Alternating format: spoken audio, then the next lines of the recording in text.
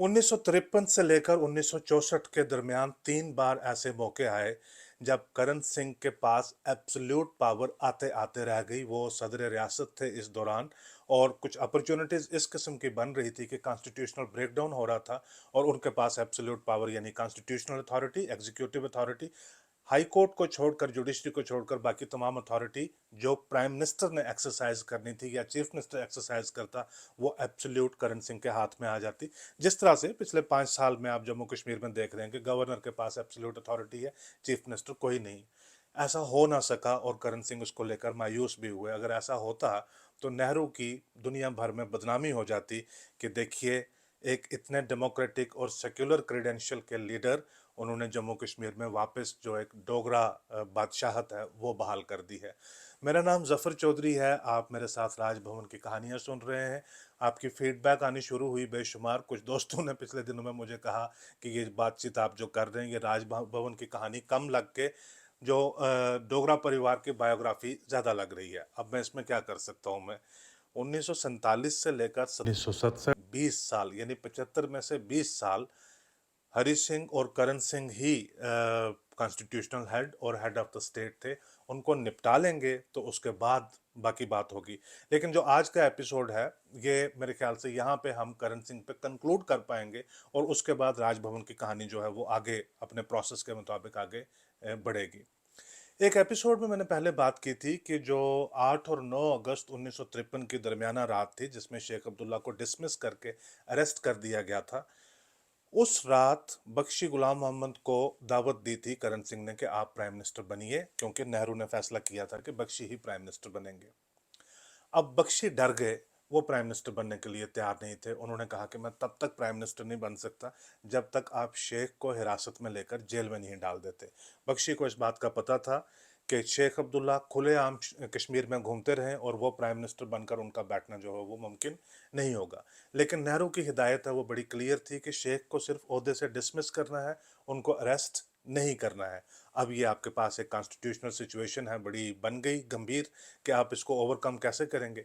इसमें एक तजवीज़ आई कि क्यों ना करण सिंह को ही एब्सोल्यूट पावर दे दी जाए। जिस तरह से गवर्नर रूल लगता है, ये काफ़ी दिनों से लगा हुआ है जम्मू कश्मीर में, तो क्यों ना करण सिंह को ही ओहदे के ऊपर संभाल दिया जाए। अब क्योंकि सदर रियासत वो थे, जम्मू कश्मीर का कॉन्स्टिट्यूशन है वो प्रोग्रेस में था, और बाद में तो कॉन्स्टिट्यूशन में ये चीज़ आई भी कि अगर कॉन्स्टिट्यूशनल ब्रेकडाउन हो जाए तो सदर रियासत ही अपना एब्सोल्यूट जो पावर है वो अख्तियार कर सकता है।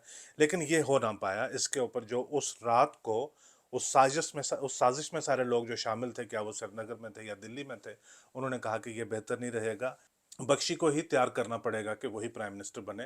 तो लिहाजा ये एक एक्सट्रीम स्टेप जो है वो लेना पड़ा। अगर बख्शी ने दम रखा होता तो शेख को अरेस्ट ना किया जाता।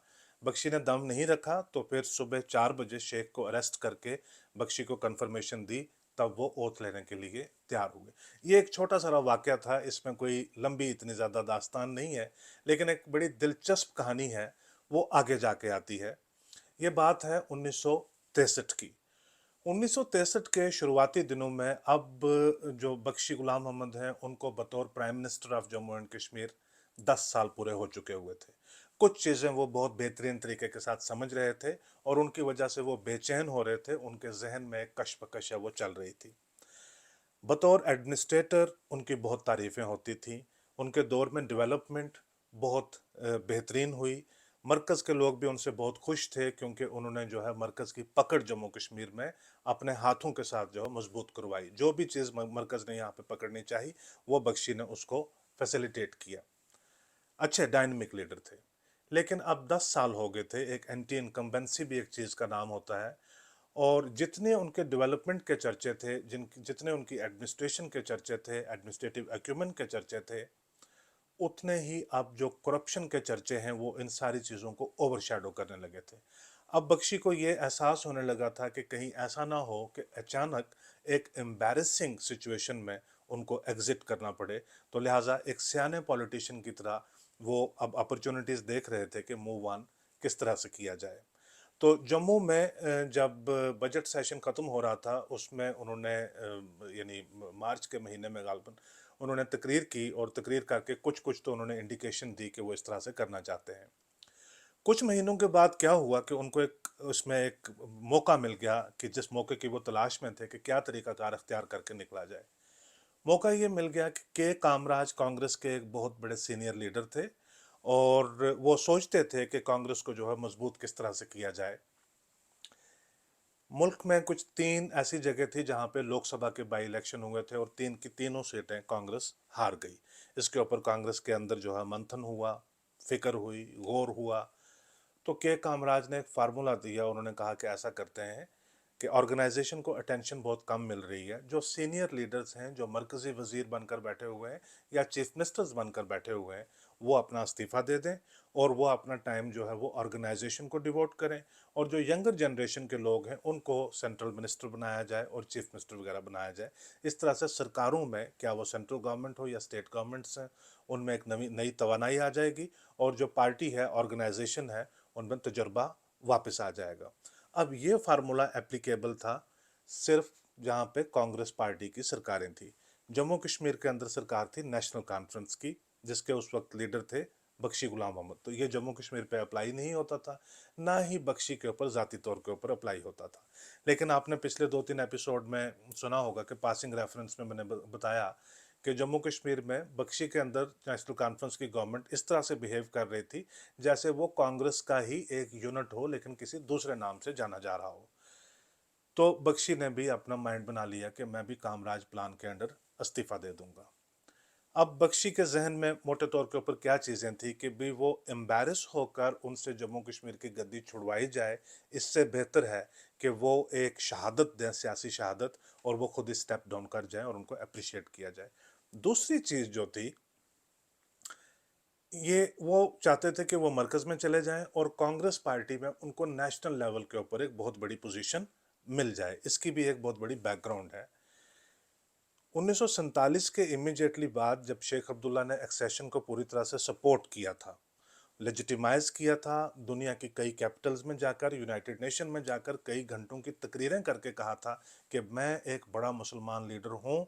जम्मू कश्मीर एक मुस्लिम मेजॉरिटी स्टेट है, वहाँ का महाराजा हिंदू था, उसने फैसला लिया हिंदुस्तान के साथ जाने के लिए, लेकिन हम मुसलमान सारे उसी फैसले के पीछे हैं। हम भी हिंदुस्तान का हिस्सा बने हुए हैं, हम पाकिस्तान का हिस्सा नहीं बनना चाहते। और नेहरू और शेख के दरमियान दोस्ती भी बहुत ज़बरदस्त थी। मौलाना अबुल कलाम आज़ाद जो एक बड़े मुस्लिम लीडर थे कांग्रेस के अंदर, उनकी कॉन्स्टिट्यूंसी बड़ी लिमिटेड थी और अब उम्र का भी उनका तकाजा था। रफ़ी अहमद किदवाई एक और लीडर थे, उनकी कॉन्स्टिट्यूंसी भी थोड़ी लिमिटेड थी। एक ऑल इंडिया अपील उनकी इस किस्म की नहीं थी जितनी शेख अब्दुल्ला की थी। नेहरू बेशक बहुत बड़े स्कॉलर थे, लेकिन शेख अब्दुल्ला की एक ऑल इंडिया पॉलिटिकल अपील थी। उन दिनों में ये बहुत ज़्यादा डिस्कशन होती थी, 1947, 48, 49, 50 तक, 51 तक ये बहुत बड़ी डिस्कशन होती थी कि नेहरू के लाइफ टाइम में शेख अब्दुल्ला शायद इंडिया के नेशनल लेवल के ऊपर नंबर 2 के पॉलिटिकल लीडर बनेंगे, यानी नेहरू के डिप्टी वो बनेंगे और इन एनी केस फिर नेहरू के सक्सेसर भी वही बनेंगे। उस तरह से क्या हो जाएगा कि हिंदुस्तान को एक जुगलबंदी मिल जाएगी, एक जोड़ी मिल जाएगी, इस किस्म की एक पार्टनरशिप ऐसी मिल जाएगी कि एक नेहरू हैं, एक पंडित हैं, एक हिंदू लीडर हैं, साथ में एक शेख अब्दुल्ला उसी स्टेचर के एक लीडर हैं जो मुसलमानों के लीडर हैं। तो सेक्युलरिज्म भी बहुत बना रहेगा। लेकिन ये बात हो ना पाई, बाद में नेहरू और शेख के दरमियान जो तनाज़ात इस किस्म के बन गए। लेकिन बख्शी ने यहाँ से एक लेसन अपने लिए लिया हुआ था। तो 1963 में बख्शी को लगा कि शायद ये फार्मूला मैं अपनाऊं और मैं नेशनल लेवल के ऊपर एक कांग्रेस का बहुत बड़ा लीडर, नेहरू के बाद मुझे लोग पहचाना करेंगे। अगर नेहरू पूरे मुल्क के लीडर हैं तो मुसलमान कम्युनिटी का लीडर जो है वो मैं बन जाऊंगा। एक तो ये चीज़ थी। दूसरे, अब मौलाना अबुल कलाम आज़ाद भी गुजर चुके हुए थे और रफ़ी अहमद की दवाई भी गुजर चुके हुए थे। फिर वाकई ही कांग्रेस के अंदर कोई बहुत बड़ा मुस्लिम चेहरा नहीं था। अभी जब से मोदी आए हैं उसके बाद पूरे मुल्क में भी और दुनिया में भी एक हाहाकार है कि मोदी के दौर में जो मुस्लिम मिनॉरिटी है वो जुल्म और तशद्दुद का शिकार है। राइट्स हो रहे हैं, लिंचिंग हो रही है, बहुत बड़ी दिक्कतें हो रही हैं। लेकिन इसको, ये चीज़ें हो रही हैं काफ़ी हद तक, लेकिन इसको अगर आप कंपैरिजन में करके देखें कि नेहरू के वक्त में, इंदिरा के वक्त में, या राजीव के वक्त में, या किसी भी कांग्रेस गवर्नमेंट के वक्त में जो कम्युनल राइट्स हुए हैं जहाँ पे मुसलमानों को सफ़र करना पड़ा हो, अगर आप गोधरा की मिसाल को छोड़ दें तो वो वर्स्ट तरीन जो हैं, बहुत बदतर किस्म के राइट्स जो हैं وہ ہوئے ہیں. 1987 کا ہی ایک معاملہ ہے کہ جس میں حال ہی میں جن کو چھوڑ دیا گیا ہے، جو اس میں لوگ انوالو تھے، تو 72 مسلمانوں کو جو ان کی موت ہو گئی تھی. اسم کا جو نیلی مساکر ہے بہت بڑا مساکر تھا، لیکن 1950s میں بہت بڑے بڑے مساکرز ہوئے تھے، خاص کر کے 1957 میں 58 میں بہت بڑے بڑے مساکر ہوئے تھے. اور مسلمان جو ہے کمیونٹی ہے، اس میں کافی ایک پریشانی اور ایک کافی کمزوری کا احساس تھا. تو بخشی نے کچھ کانگریس لیڈروں کے سامنے یہ پرپوزل رکھا کہ بھی وہ کامراج پلان کے انڈر وہ استعفیٰ دے رہے ہیں، اور دلی میں وہ آئیں گے، کانگریس کے وہ لیڈر بنیں گے، اور پھر وہ ملک بھر میں مسلم کمیونٹی کے ساتھ بات کریں گے، ان کا کانفیڈنس جو ہے وہ بلڈ کریں گے. ایسا بخشی کا اپنا سوچنا تھا کہ وہ شاید ایسی چیز حاصل کر لیں گے، ایسی پوزیشن بھی حاصل کر لیں گے، ایسا رول بھی حاصل کر لیں گے.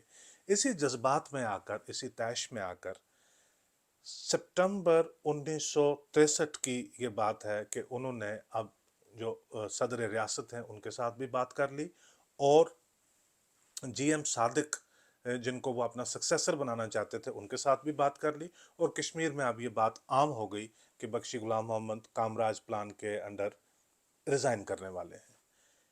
دلی گئے، اور یہ غالباً 3 اکتوبر کی بات ہے کہ اسمبلی کا جو ہے آٹم سیشن ہوتا ہے، اس کا آخری دن تھا سری نگر میں. اس میں بخشی نے تقریر کر کے فارملی حتمی طور کے اوپر انہوں نے اناؤنس کر دیا کہ میں ریزائن کر رہا ہوں، اور یہ میری آخری تقریر ہے آج اسمبلی میں ریزائن کر رہا ہوں، اور اب میرا سکسیسر جو ہے وہ چنا جائے گا. اسی دن جا کر انہوں نے صدر ریاست کو اپنا استعفیٰ بھی دے دیا.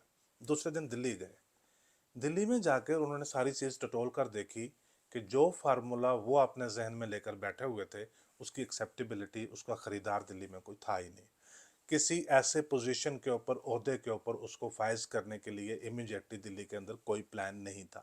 وہ کچھ دیر تک انتظار کرتا تو ہو سکتا ہے شاید کوئی پوزیشن ایسی بن بھی جاتی، لیکن بخشی کا خیال تھا کہ دلی سے کسی عہدے کے اوپر ان کو انسٹال کر دیا جائے، کوئی اناؤنسمنٹ ہو جائے، تو اس کے بعد وہ آ کر یہاں پہ اب استعفیٰ انہوں نے دے دیا ہوا تھا. اور استعفیٰ جو ہے صدر ریاست بھی کافی چلاک تھے، استعفیٰ انہوں نے ایکسیپٹ کر بھی لیا ہوا تھا کرن سنگھ نے، لیکن بخشی کو انہوں نے اپوائنٹ کر دیا ہوا تھا کیئر ٹیکر پرائم منسٹر، کہ جب تک ایک ہم سلوشن نکالتے تب تک آپ کیئر ٹیکر پرائم منسٹر رہیے گا. اب بخشی کے لیے تو بہت بڑی ایک ڈیلیما بن گیا، بہت بڑی ایک پرابلم بن گئی کہ دلی میں سچویشن ان کے لیے خالی کوئی ہے نہیں ہے، کوئی پوسٹ، کوئی پوزیشن ان کے لیے خالی نہیں ہے، اور جو فارمولا وہ دے رہے تھے اس فارمولا کو کوئی سننے کے لیے تیار نہیں ہے. ہاں، مبارکیں بہت زیادہ دے رہے ہیں، ان کی واہ واہی جو ہے وہ بہت زیادہ ہو رہی ہے کہ دیکھیے بخشی صاحب، کانگریس کے نہ ہوتے ہوئے بھی انہوں نے کامراج پلان کے اندر استعفیٰ دے دیا. یہاں پہ انہوں نے کہہ دیا ہوا تھا کہ میں تو جا رہا ہوں. اب بخشی لٹک گئے، نہ ادھر کے رہے نہ ادھر کے رہے.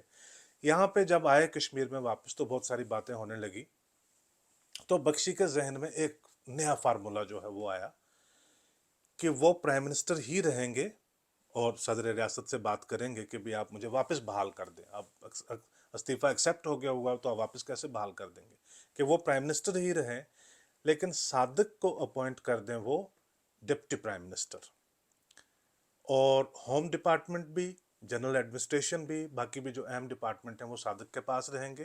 بخشی کے پاس ڈپارٹمنٹ کوئی بھی نہیں رہے گا، وہ صرف پرائم منسٹر رہیں گے لیکن ڈپارٹمنٹ کوئی بھی نہیں رہے گا. مزید انہوں نے کنڈیشن یہ بھی رکھی کہ وہ جموں کشمیر میں رہیں گے ہی نہیں، وہ چلے جائیں گے. اب کبھی ایک اسکیپ روٹ، کوئی باہر نکلنے کا راستہ ملے، وہ کہیں باہر رہیں گے، اور جب تک ان کے لیے کوئی انتظام ہوتا تب تک ڈپٹی پرائم منسٹر رہ کر جی ایم صادق رہیں گے. دوسری انہوں نے یہ کنڈیشن رکھی ہوئی تھی کہ ان کے بھائی تھے بخشی عبد الرشید، وہ بھی کابینہ کے وزیر رہیں گے. لیکن صادق جو ہے وہ بڑے شروڈ پولیٹیشین تھے. انہوں نے بخشی کے ساتھ یہ فارمولا ایگری کر لیا تھا جب تک بخشی نے اسمبلی میں یہ اناؤنسمنٹ نہیں کی تھی، فارمل پبلک اناؤنسمنٹ نہیں کی تھی کہ وہ استعفیٰ دینے والے ہیں. جب تک انہوں نے صدر ریاست کو اپنا استعفیٰ نہیں دے دیا تھا، تب تک صادق ان کو ہاں میں ہاں ملا رہے تھے، کہہ رہے تھے کہ ٹھیک ہے، جس طرح سے آپ بتا رہے ہیں شاید ویسے ہی کر لیں گے. جب ان کا استعفیٰ منظور ہو گیا، اب وہ صرف کیئر ٹیکر پرائم منسٹر تھے، تو صادق نے کہا کہ یہ فارمولا مجھے منظور نہیں ہے، میں بنوں گا تو فل ٹائم پرائم منسٹر بنوں گا، اگر نہیں تو دوسری کوئی صورت جو ہے اس میں بخشی کے لیے بہت ہی امبیرسنگ پوزیشن جو ہے وہ بن گئی. اب اس میں بخشی نے یہ اختیار کی، ایک صورت اختیار کی. نہرو بھی چاہتے تھے کہ صادق بنے، सदर रियासत भी चाहते थे कि सादिक बने, सारे चाहते थे कि सादिक बने प्राइम मिनिस्टर। अब बख्शी ने भी जो है वो ठान ली कि अगर मैं नहीं तो फिर सादिक भी प्राइम मिनिस्टर नहीं बनेगा। लेकिन अब एक कॉन्स्टिट्यूशनल ब्रेकडाउन की सिचुएशन जो है वो नज़र आ रही थी। कॉन्स्टिट्यूशनल ब्रेकडाउन ये कि जो केयर टेकर प्राइम मिनिस्टर है वो कुर्सी छोड़ नहीं रहा, और कंसेंसस जो है ना असेंबली के अंदर कंसेंसस बन रहा है, ना कैबिनेट के अंदर कंसेंसस बन रहा है, और ना ही नेशनल कॉन्फ्रेंस की वर्किंग कमेटी के अंदर कंसेंसस बन रहा है कि नया प्राइम मिनिस्टर कौन होगा।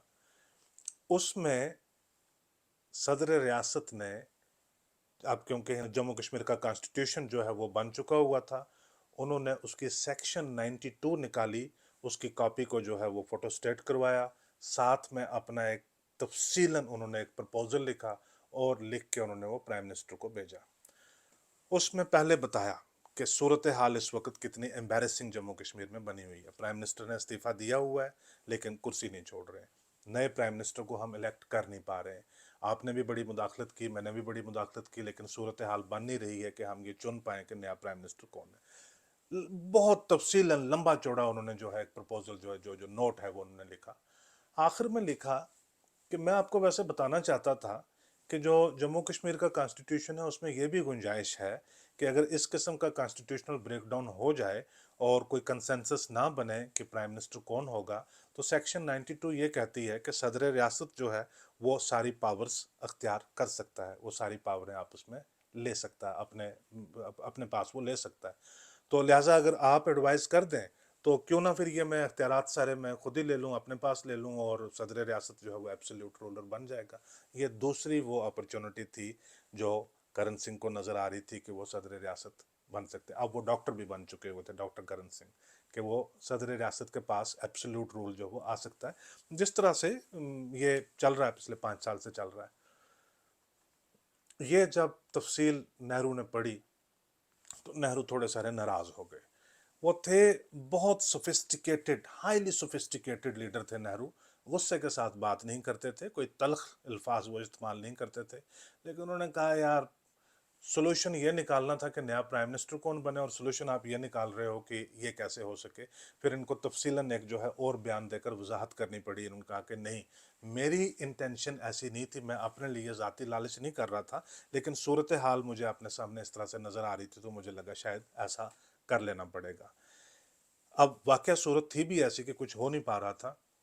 ये करण सिंह और नेहरू के बीच में अभी भी नेगोशिएशन चल रही है, और करण सिंह ये सोच रहे हैं कि हो सकता है कि कोई पॉसिबिलिटी निकल आए और ये कंसेंसस इनके बीच में ना बने, और जो सारी पावर है, जो एग्जीक्यूटिव पावर है, कॉन्स्टिट्यूशन तो है ही है, जो सारी पावर मेरे पास आ जाए। इस दौरान इन्होंने बख्शी ने एक वाइल्ड कार्ड जो है वो खेला। उनकी कैबिनेट में रेवेन्यू मिनिस्टर थे ख्वाजा शमसुद्दीन।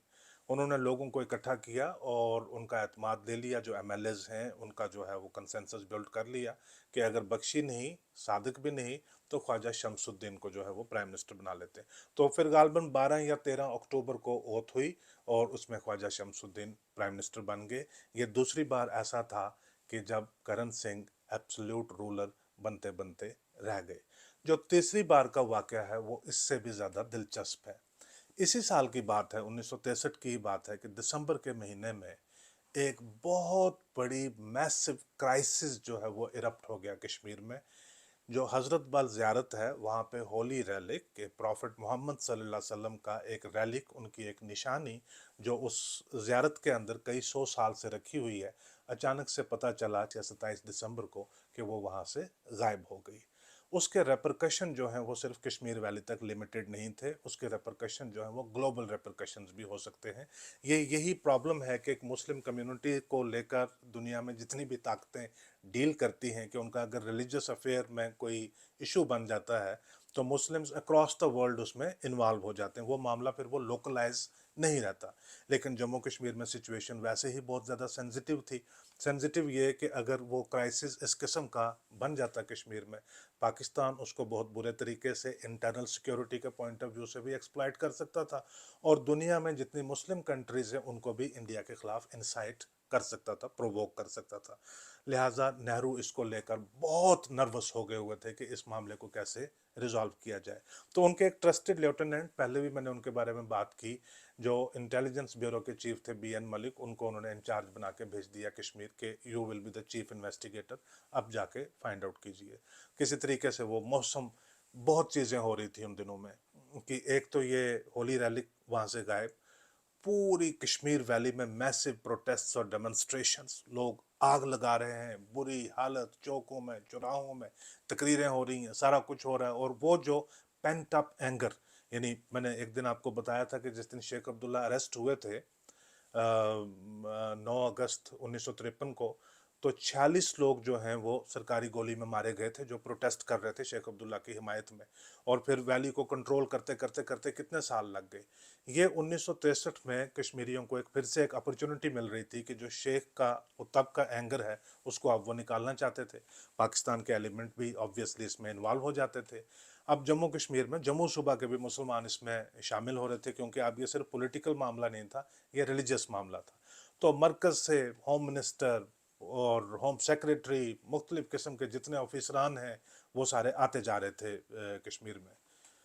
इन्वेस्टिगेशन वगैरह स्टार्ट हुई और लोगों की सबसे बड़ी डिमांड ये थी कि एक 2 पॉइंट डिमांड थी, वो ये थी कि बख्शी को इमीडिएटली अरेस्ट किया जाए और शेख अब्दुल्ला को रिलीज़ किया जाए।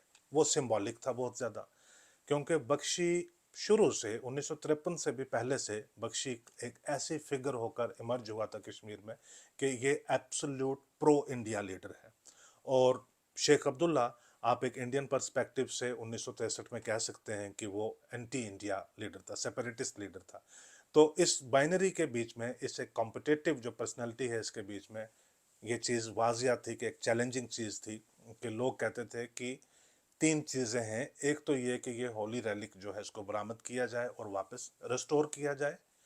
इसके जो चार्ज जो है वो लगाते थे बख्शी के ऊपर कि भी उसकी साजिश है, वो रिस्पॉन्सिबल है इसको गायब करने के लिए। बख्शी को अरेस्ट किया जाए और शेख अब्दुल्ला को जेल से रिलीज किया जाए, तभी जाकर पीस एस्टैब्लिश हो सकता है कश्मीर में। अब ये बड़ी एक डिफ़िकल्ट सी सिचुएशन बन गई। इन्वेस्टिगेशंस वगैरह जो हैं वो सारी चल रही थी। इस दौरान कुर्सी में कौन था बैठा हुआ, प्राइम मिनिस्टर कौन था? वो था ख्वाजा शमसुद्दीन। ये सर्दी की बात है, यानी दिसंबर की बात है, तो सेक्रेटरीट जम्मू था। अब ये जब चीफ इन्वेस्टिगेटर हैं, ये दिल्ली से श्रीनगर पहुंचे हैं, तो इन्होंने प्राइम मिनिस्टर को भी रिक्वेस्ट की कि आप इसे श्रीनगर आ जाइए। कैबिनेट के जो मेंबरान हैं उनको भी श्रीनगर बुला लिया, चीफ सेक्रेटरी को भी बुला लिया, आईजी को भी बुला लिया। तब डीजी नहीं होता था, जब चीफ पुलिस ऑफिसर है वो आईजी हुआ करता था, आईजी को भी बुला लिया। यहाँ पे जो कश्मीर कंस्पिरेसी केस में शेख अब्दुल्ला के खिलाफ इन्वेस्टिगेशन चल रही थी, जो उसके इन्वेस्टिगेटर्स थे, जो उसके प्रोसिक्यूटर थे, उन सबको भी श्रीनगर बुला लिया। ये एक के बाद दिख हर आदमी को उन्होंने श्रीनगर बुला लिया और साथ में इन्वेस्टिगेशन भी जो वो चलती जा रही है। अब जनवरी के पहले दिन आ गए, 4 जनवरी 5 जनवरी के दिन आ गए।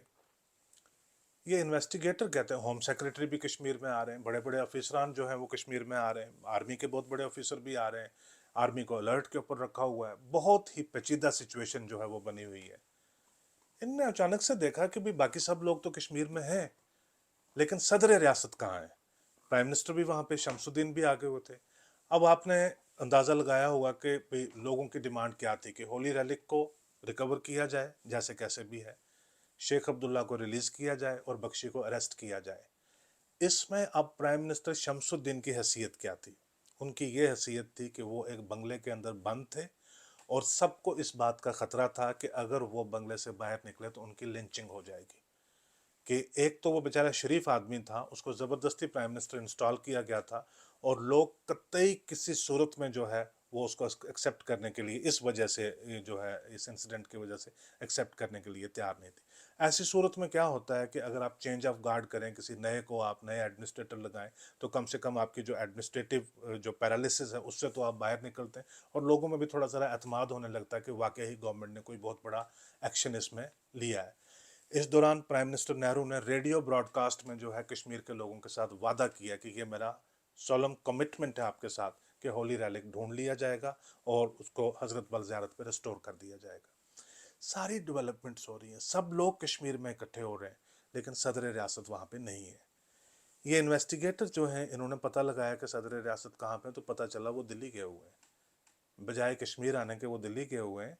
और दिल्ली में वो होम मिनिस्टर के साथ भी मुलाकात की है उन्होंने, और प्राइम मिनिस्टर के साथ भी मुलाकात की है, और अपना उन्होंने प्रपोजल रखा। उन्होंने कहा कि मैं ले लूँ सारे इख्तियारात अपने हाथ में, सदर रियासत के पास जो है एब्सोल्यूट पावर आ जाए और शमसुद्दीन को डिसमिस कर देते हैं। पहले वैसे ही 2 महीने पहले क्राइसिस लगा हुआ था बख्शी और सादिक के दरमियान।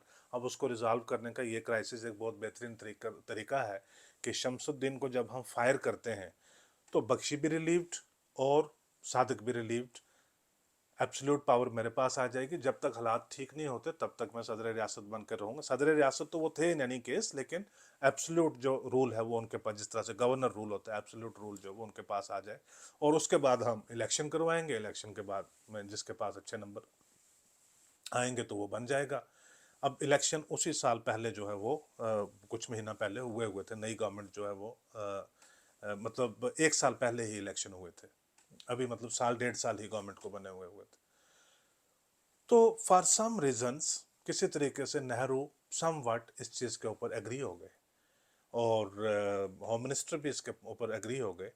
और होम सेक्रेटरी विश्वनाथन वो जम्मू आए, और जम्मू से सदर रियासत और बेशुमार सिक्योरिटी कैवलकेड के साथ जो है, सड़क की हालत बड़ी ख़राब थी, दिन रात एक करके जो है सड़क को ठीक करवाया, और वो श्रीनगर पहुंचे। जहाज़ से नहीं आ पा रहे थे क्योंकि धुंध बहुत ज़्यादा थी, और तब फैसिलिटीज़ इतनी ज़्यादा थी नहीं, तो जहाज़ वहाँ पे लैंड नहीं कर पाया था।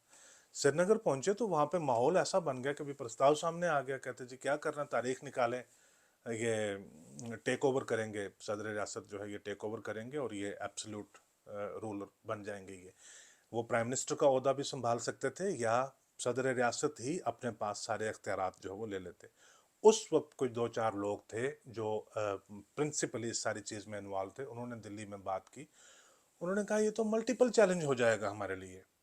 एक तो ये है कि मोए मुकद्दस जो होली रैलिक है वो गायब है, लोग जो हैं वो एहतजाज कर रहे हैं, और पाकिस्तानी एलिमेंट बीच में घुसे हुए हैं, दुनिया में इसके बारे में बात हो रही है। और इस दौरान आप सदर रियासत को एब्सोल्यूट रूलर यहाँ पे बना देते हैं, तो ये एक डबल एज्ड स्वॉर्ड हमारे लिए बन जाएगी, ये एक नया क्राइसिस बन जाएगा। लोग कहेंगे कि हो सकता है कि ये होली रैलिक का क्राइसिस जो है ये मैन्युफैक्चर किया हो, ये इंजीनियर किया हो, ये खुद ही किया हो, कि ताकि यहाँ पे पॉलिटिकल ब्रेकडाउन हो, कॉन्स्टिट्यूशनल ब्रेकडाउन हो, और जो डोगरा रिप्रेजेंटेटिव है उसको दोबारा से जम्मू कश्मीर का इंचार्ज जो है वो बना दिया जाए। इस आर्ग्यूमेंट के ऊपर किसी तरीके से जाकर इस सिचुएशन को प्रिवेंट किया गया, लेकिन रिकॉर्ड ये बताते हैं कि डॉक्टर करण सिंह इस चीज़ को लेकर काफ़ी हद तक नाराज़ हो गए थे। कुछ दिनों के बाद ये क्राइसिस रिजॉल्व हो गया, होली रेलिक मिल गया, अपनी जगह पे उसको रिस्टोर कर दिया गया। जो निशानदेज हुआ करते थे, जो देखते थे होली रेलिक को या लोगों को दिखाते थे, उन्होंने आकर डिटरमिन किया और उन्होंने इस चीज़ को कंफर्म किया कि ये ओरिजिनल होली रेलिक ही है। और सिचुएशन जो है तो नॉर्मलसी की तरफ आई। लेकिन कुछ महीनों के बाद अप्रैल के महीने में 1964 अप्रैल में ख्वाजा शमसुद्दीन को इस्तीफ़ा देना पड़ा, और फिर जीएम सादक जो है वो एक प्रॉपर मेजॉरिटी को अपने साथ लेकर बने प्राइम मिनिस्टर। अब वो तीसरे प्राइम मिनिस्टर थे जम्मू कश्मीर के पोस्ट 1947, या आप चौथे, यानी 1948 तक तो रहे ना मेहरचंद महाजन, फिर 48 से शेख अब्दुल्ला बने, अगस्त 53 तक रहे। अगस्त 53 से लेकर अब जो है अक्टूबर 1963 तक रहे बख्शी। उसके बाद शमसुद्दीन बने, तो अब ये बने जीएम सादक जो है अब ये बन गए प्राइम मिनिस्टर। जीएम सादक के दौर में ही नेशनल कॉन्फ्रेंस जो है वो पूरी तरह से कांग्रेस में मर्ज हो गई। जीएम सादक के दौर में ही सदर रियासत और वजीर आज़म की जो पोस्ट है उसको रिडेजिग्नेट करके गवर्नर और चीफ मिनिस्टर की पोस्ट बना दिया गया। जीएम सादक के दौरान ही जो सबसे ज़्यादा जो कॉन्स्टिट्यूशनल इंटीग्रेशन है जम्मू कश्मीर की वो इंडिया के साथ हुई।